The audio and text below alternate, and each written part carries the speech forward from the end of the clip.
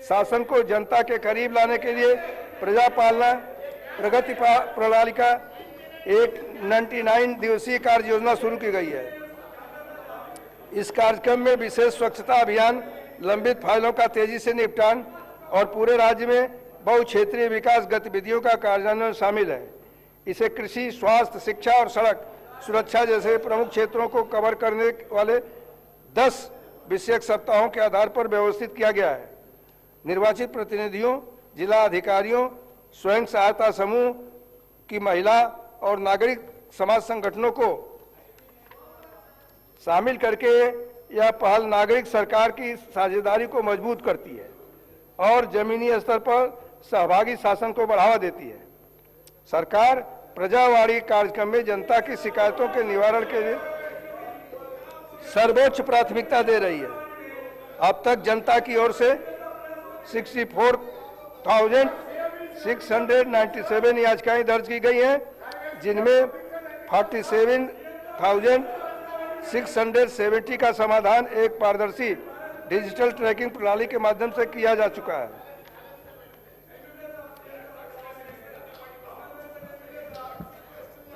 लंबे समय से चली आ रही संरचनात्मक असमानताओं को दूर करने की दिशा में एक निर्णायक कदम उठाते हुए सरकार ने एक अभूतपूर्व सामाजिक, आर्थिक, शैक्षिक, रोजगार, राजनीतिक और जाति सर्वेक्षण संपन्न किया है।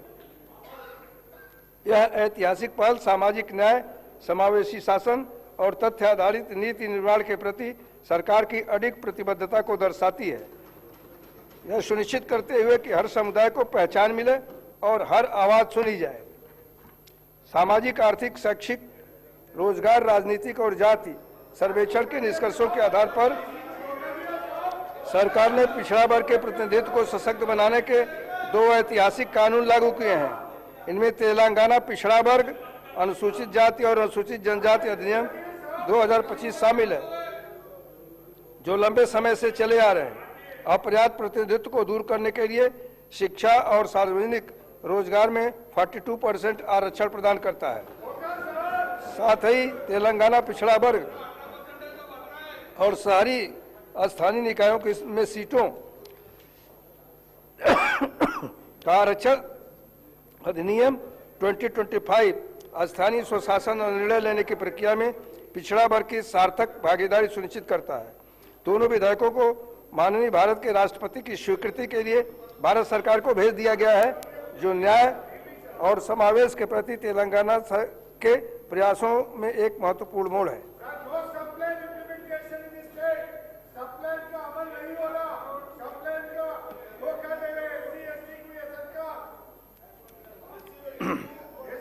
सरकार ने सामाजिक न्याय की दिशा में एक ऐतिहासिक कदम उठाते हुए अवसरों तक पहुंच सुनिश्चित करने के लिए 59 अनुसूचित जातियों को विशिष्ट आरक्षण प्रतिशत के साथ 3 समूहों में उपवर्गीकृत करने हेतु एक कानून पारित किया है। सरकार राज्य की नशीली दवाओं के खतरे से मुक्त करने के लिए दृढ़ संकल्पित है और इस समस्या से कड़ाई से निपटने के लिए eagle elite action group for drug law enforcement का गठन किया है। ईगल को लगभग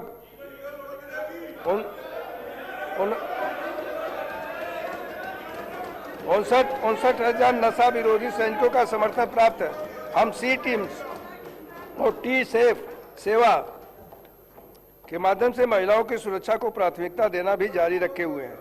सरकार ने पारदर्शिता और दक्षता सुनिश्चित करने के लिए तेलंगाना लोक सेवा आयोग और अन्य भर्ती बोर्डों में व्यापक सुधार करके भर्ती तंत्र को पुनर्जीवित किया है और इस प्रकार एक रिकॉर्ड अवधि के भीतर 67,763 पदों को भरने का मार्ग प्रशस्त हुआ है।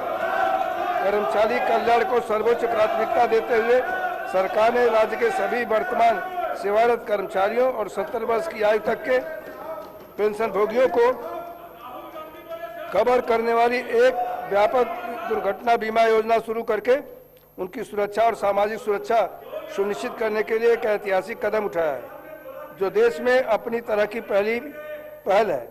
इस योजना के तहत दुर्घटना में मृत्यु होने की स्थिति में 1.2 करोड़ 60 वर्ष की आयु तक और 10 लाख का टर्म लाइफ इंश्योरेंस प्रदान किया गया है। इसमें हवाई दुर्घटना के लिए 2 करोड़ का अतिरिक्त कवरेज भी शामिल है। इस योजना के अंतर्गत कुल 7.57 लाख सेवारत और सेवानिवृत्त सरकारी कर्मचारियों को कवर किया जा रहा है। कर्मचारियों के कल्याण, स्वास्थ्य और पारिवारिक सुरक्षा के प्रति दृढ़ प्रतिबद्धता के साथ कैशलेस कर्मचारी स्वास्थ्य योजना को Rajiv Aarogyasri health care trust के माध्यम से लागू किया जाएगा। यह योजना सभी सरकारी अस्पतालों और 421 सूचीबद्ध निजी अस्पतालों में लागू होगी, जिसमें वो 1998 चिकित्सा उपचारों के लिए कवरेज प्रदान किया जाएगा। इस योजना के तहत लगभग 23.51 लाख कर्मचारियों उनके आश्रितों को कवर किया जाएगा। तेलुगु सिनेमा में उत्कृष्टता को सम्मानित करने के लिए सरकार ने 2025 में तेलंगाना गदर फिल्म पुरस्कार की स्थापना की है। ये पुरस्कार प्रसिद्ध कवि और गायक गदर की याद में